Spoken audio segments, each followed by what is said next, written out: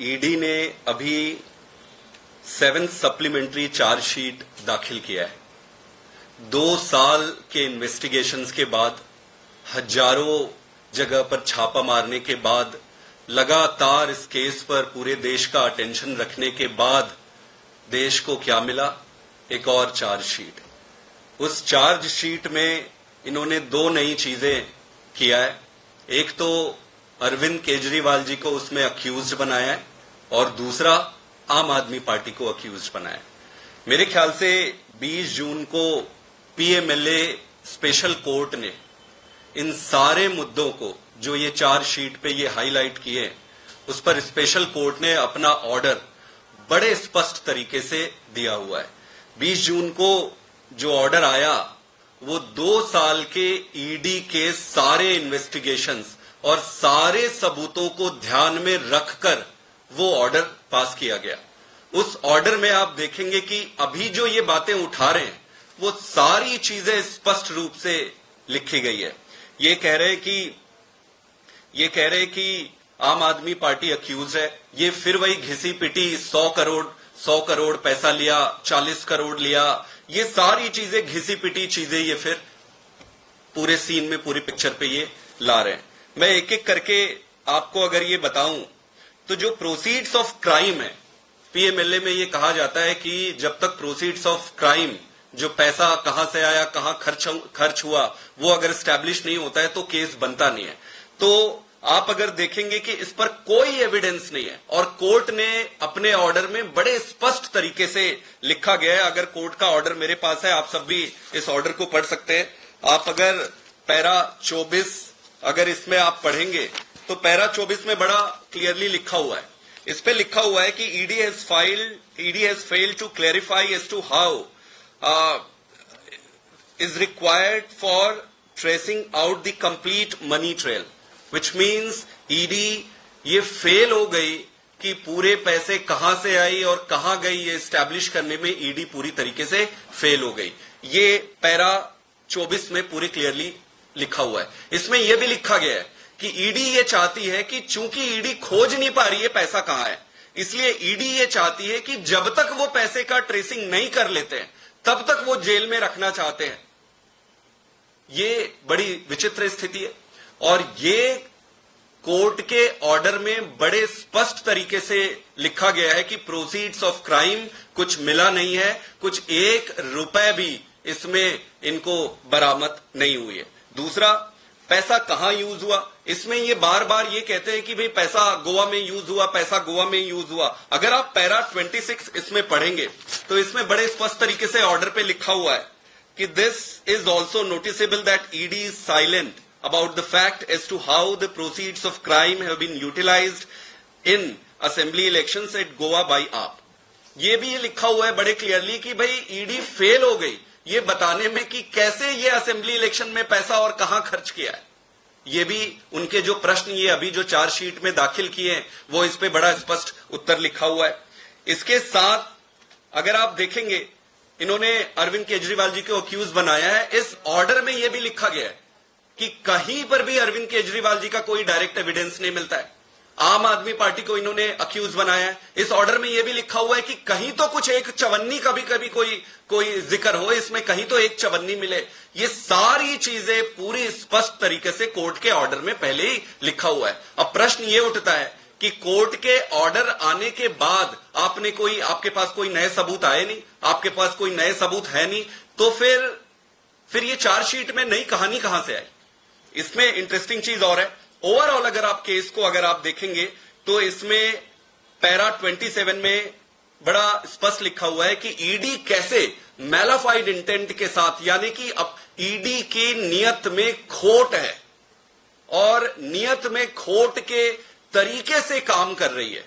ये ऑर्डर में लिखा हुआ है। अगर आप पैरा 27 इसमें पढ़ेंगे, उस पैरा 27 में यह लिखा हुआ है कि 2022 में जो मटेरियल अवेलेबल इनके पास थे ये 2023 में प्रोड्यूस कर रहे हैं। 1 साल तक उसको पढ़ा, मतलब ये अपनी मर्जी के हिसाब से, अपनी सुविधा के हिसाब से जब जिसको लाना है, जैसे डिले करना है प्रोसेस को, उस पे लगे हुए। इनके इंटेंट पे क्वेश्चन, तो अगर ईडी के इंटेंट पे क्वेश्चन लग रहा है तो सारी चीजें फर्जी नजर आ रही है।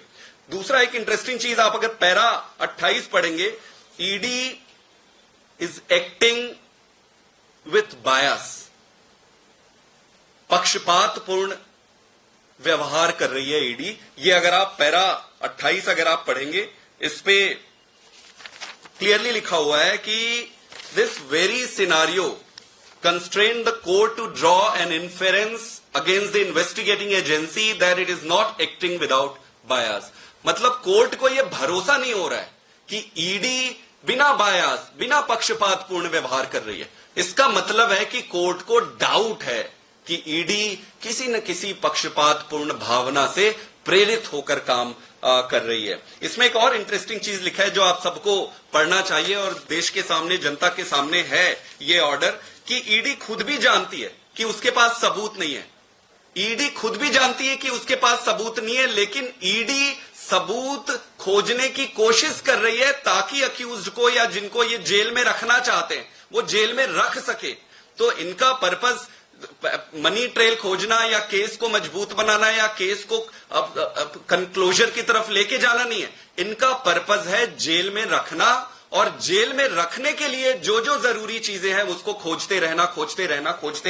अगर आप 32 पैरा 32 अगर आप पढ़ेंगे, इस पे लिखा हुआ है, it has also failed to establish that even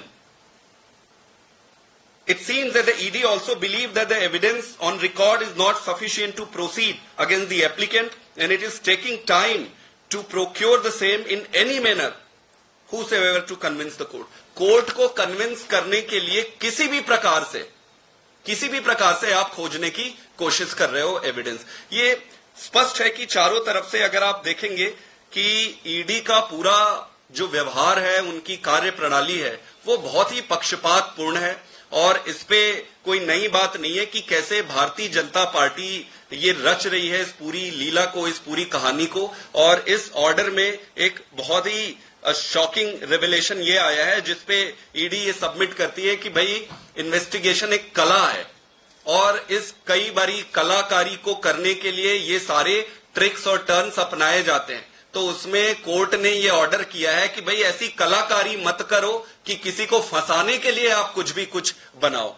तो ऐसी बेसिकली ये कहती है कि ईडी एक कलाकारी, एक पिक्चर बना रही है। ये पिक्चर का इस पिक्चर का डायरेक्शन जो है भारतीय जनता पार्टी के ऑफिस में हो रही है और उसमें इनका मुख्य उद्देश्य यही है कि कैसे भी करके अरविंद केजरीवाल जी को जेल में रखा जाए, कैसे भी करके उनको जेल में रखा जाए और दूसरी तरफ पार्टी को हमला किया जाए। जब ये चुनाव जीत नहीं सकते तब ये इस तरीके की कलाकारी करते हैं।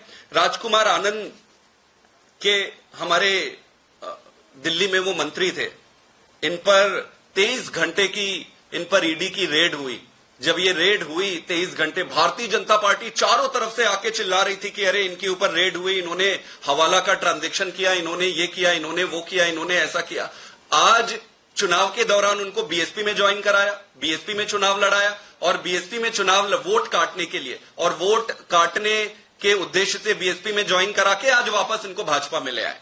आप दूसरी तरफ करतार सिंह का आप ले सकते हैं। करतार सिंह के ऊपर 2016 में आईटी की रेड पड़ी थी और लगभग बताते हैं कि 130 करोड़ अनअकाउंटेड मनी भारतीय जनता पार्टी क्लेम कर रही थी कि उनको मिली। भारतीय जनता पार्टी आके चढ़ गई थी कि भाई इनके ऊपर इतना ये रेड हुआ है, इनके ऊपर लैंड स्कैम हुआ है, ये फार्म स्कैम हुआ है, फलाना ढिमका सारा कुछ हुआ। आज उनको अपनी पार्टी में ले लिया।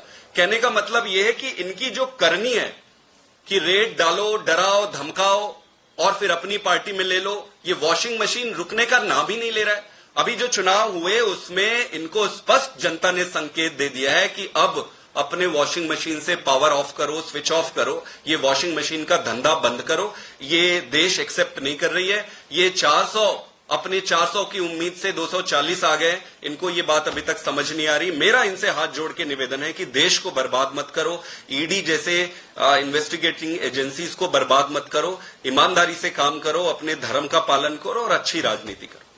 Thank you. बीजेपी लगातार सवाल उठा रही है जो चार्जशीट फाइल की गई है।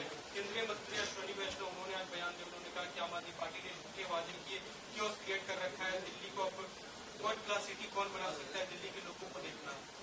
आप देखेंगे कि जब से अरविंद केजरीवाल जी की सरकार बनी तो दिल्ली में जो भी काम हुए स्कूल ले लो, हॉस्पिटल ले लो, गवर्नेंस ले लो, करप्शन ले लो, सारी चीजें अच्छी हुई, इंप्रूव हुई। भारतीय जनता पार्टी के एजेंडे में यही है कि कैसे भी करके इनके गवर्नेंस को रोक दो, इनके नेताओं को प्रताड़ित करो और अरविंद केजरीवाल जी को जेल में रखो। बस ये 3 पॉइंट है। तो एक तरफ ये दिल्ली में गवर्नेंस को रोकने की कोशिश कर रहे हैं जो हम होने नहीं दे रहे, वो जब फेल हुआ तो फिर ये हमारे लीडर को जेल में रखे, और तीसरी तरफ ये बाकी के जो लीडर्स हैं उनको प्रताड़ित कर रहे हैं। ये जग जाहिर है, इसमें कुछ भी समझने या समझाने की जरूरत नहीं है, देश और दुनिया के सामने है। मैं उनसे यही कहना चाहता हूं कि थोड़ा तो धर्म अधर्म का ध्यान रखो, इस गर्त में ना जाओ कि फिर वो सुधार ना सको आप। सभी की चार्जशीट में आरोपी होने के बाद एक बार फिर से भाजपा ने जो आज प्रेस कॉन्फ्रेंस की उसमें मुख्यमंत्री का इस्तीफा बिल्कुल इसलिए नहीं बनता है, इसमें इस्तीफा प्रधानमंत्री का बनता है। प्रधानमंत्री जी से हम इस्तीफा इसलिए मांग रहे हैं कि आप कॉन्स्टिट्यूशनली जनता के द्वारा चुने हुए सरकार को आप इस तरीके से गिराने, तोड़ने और जनता को सफोकेट कर रहे हो, दिल्ली की जनता को। प्रधानमंत्री जी को तुरंत इस्तीफा और त्यागपत्र दे देना चाहिए। उनका कोई नैतिक अधिकार नहीं बनता है इस देश को शासन चलाने का। सर, ईडी की चार्जशीट में आम आदमी को आरोपी बना रहे हैं, तो क्या कहना चाहिए? 20 जून को कोर्ट का ऑर्डर आया था, स्पेशल कोर्ट है, पीएमएलए के कोर्ट में ऑर्डर आया है। इस ऑर्डर में साफ साफ लिखा हुआ है कि कहीं एक चवन्नी की रिकवरी नहीं है, कोई प्रोसीड्स ऑफ क्राइम नहीं है। ये कह रहे हैं कि 40 करोड़ यहां पे इन्होंने गोवा में खर्च हो गया। इस ऑर्डर पे ये भी लिखा है कि भाई कहीं कोई एक चवन्नी का मामला नहीं बनता है, कहीं कोई खर्च नहीं हुआ है, तो कहीं 1 रुपए बनता नहीं है। अब इनकी ये कहानी का, इनकी सर्कस का, भाजपा जो एक डायरेक्शन दे रही है, एक पिक्चर जो बना रही है, सर्कस जो कर रही है, इनकी सर्कस का एक नया जुमला है, ये इन्होंने फेंका है। इससे कुछ होना जाना है नहीं, अंत पंत में वही होगा जो सच। हाँ, 60 करोड़ रुपए जो इनको चंदा मिला, एक ही चीज स्पष्ट होता है अभी तक कि 60 करोड़ रुपए जो इनको चंदा मिला, वही मनी ट्रेल स्पष्ट है जो देश के सामने, जनता के सामने है। तो इस हिसाब से अगर चाहे तो भारतीय जनता पार्टी पहली पार्टी होनी चाहिए जिसको अक्यूज बनाना चाहिए। उनका तो मनी ट्रेल सबके सामने है, बड़े स्पष्ट तरीके से मिला है उनको, शरद रेड्डी जी से मिला है उनको 60 करोड़ रुपए। तो Bharatiya Janata Party should be the first party to be made accused on this matter.